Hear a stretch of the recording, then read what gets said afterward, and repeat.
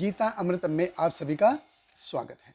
तो हम आ गए हैं भगवत गीता अध्याय 10 श्लोक क्रमांक 25। हम देख रहे हैं कि भगवान कृष्ण अपने विभूतियों के बारे में बता रहे हैं, अपने ऐश्वर्य के बारे में बता रहे हैं कि कैसे कोई उनको भौतिक रूप से जान सकता है। और पिछले श्लोक के दौरान भी हमने देखा था कि भगवान कृष्ण कहते हैं कि सारे जल स्रोतों में मैं सागर हूँ, सारे सेनानियों में मैं स्कंद हूँ और सारे पुरोहितों में मैं बृहस्पति हूँ। और इसी चीज को भगवान कंटिन्यू कर रहे हैं। तो भगवत गीता अध्याय 10 श्लोक क्रमांक 25 भगवान कृष्ण कहते हैं, महर्षिणाम भृगु अहम गिरामस्मि एकम अक्षरम यज्ञानाम जप यज्ञ अस्मि स्थावरणाम हिमालय। भगवान कृष्ण कहते हैं, मैं महर्षियों में भृगु हूँ, वाणी में दिव्य ओंकार हूँ, समस्त यज्ञों में पवित्र नाम का कीर्तन जप तथा समस्त अचलों में हिमालय हूँ। तो भगवान कृष्ण कहते हैं, महर्षि नाम भृगु अहम, कि जितने भी शक्तिशाली ऋषि हैं उनमें मैं भृगु हूँ। तो भृगु की कथा भी आती है कि कैसे उन्होंने भगवान विष्णु की छाती पे लात मारी थी। तो ये कथा बहुत ही रोचक है। तो एक बार देवताओं में विवाद हुआ कि ब्रह्मा, विष्णु और महेश शिव, इनमें से कौन ज्यादा महान है। और ये निष्कर्ष निकालने की जो जिम्मेदारी थी वो दी गई भृगु मुनि को। तो भृगु मुनि को ये डिसाइड करना था कि कौन ज्यादा महान है।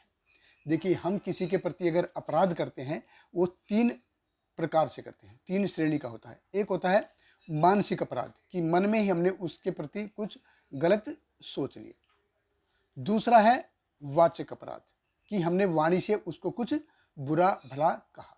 और तीसरा है शारीरिक अपराध, कि हमने उसको फिजिकली कुछ नुकसान पहुंचाया।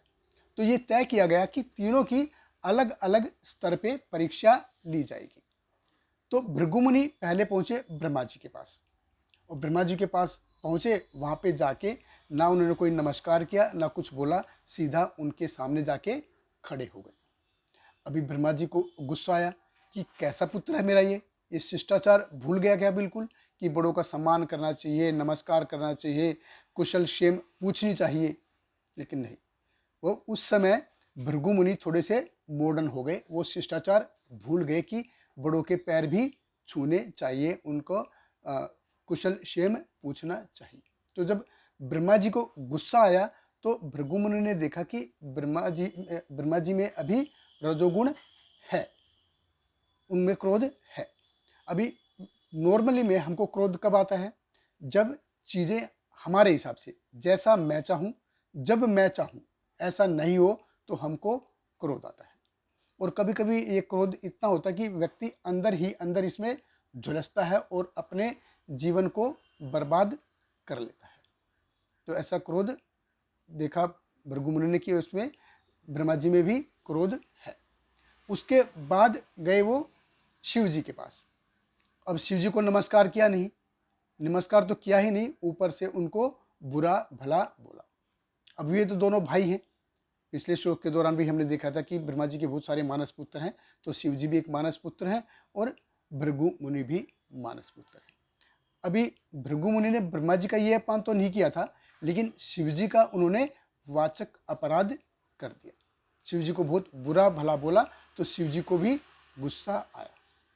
तो भृगु मुनि ने देखे कि भाई शिव जी को भी गुस्सा आया है। उसके बाद भृगु मुनि पहुंचे भगवान विष्णु के पास, और वहां जाके नमस्कार तो छोड़ दो, नमस्कार नमस्कार कुछ किया नहीं, सीधा जाके भगवान विष्णु की छाती पे लात मारी। अब देखिए, अगर अगर हम आप अगर सो रहे हैं, बेड पे सो रहे हैं, और कोई आए, बाहर से आए और कुछ पूछे नहीं और सीधा आके आपको लात मारे, वो भी छाती पे, तो कैसा लगेगा हमको। और हम और आप किस खेत की मूली है। 50 साल पहले हम नहीं थे, 50 साल बाद हम नहीं रहेंगे, लेकिन भगवान विष्णु ये पूरे अनंत कोटि ब्रह्मांडों के नायक हैं। पूरी भूत सृष्टि जो है इनसे चल रही है। और उनका, भगवान विष्णु का उत्तर क्या था कि भृगु मुनि, मैं आपका आदर सत्कार नहीं कर पाया। आप, मेरा जो छाती है ये वज्र जैसी कठोर है और आपके पैर मुलायम है, कहीं आपके पैर में चोट तो नहीं लगी।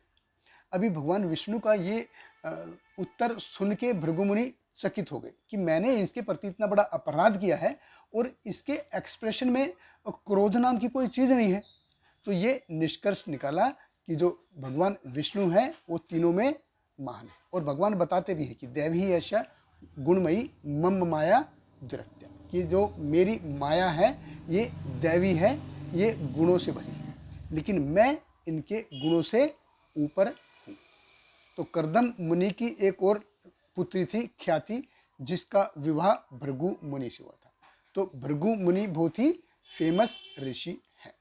फिर भगवान कृष्ण कहते हैं गिराम अस्मि एकम अक्षरम, कि जितने भी वाइब्रेशन है उसमें मैं ओम हूँ। और भगवान ने ये भगवत गीता के 7वें अध्याय में ये बताया भी है कि रसो अहम अपसु कौनते हैं प्रभा अस्मि शशि सूर्य प्रणव सर्ववेदेषु शब्द खम पुरुष नर्ष, कि प्रणव सर्व वेदेषु, कि जितने भी वेदों का जो मुख्य है, वो वेदों का जो बीज मंत्र है ओम है, वो मैं हूँ।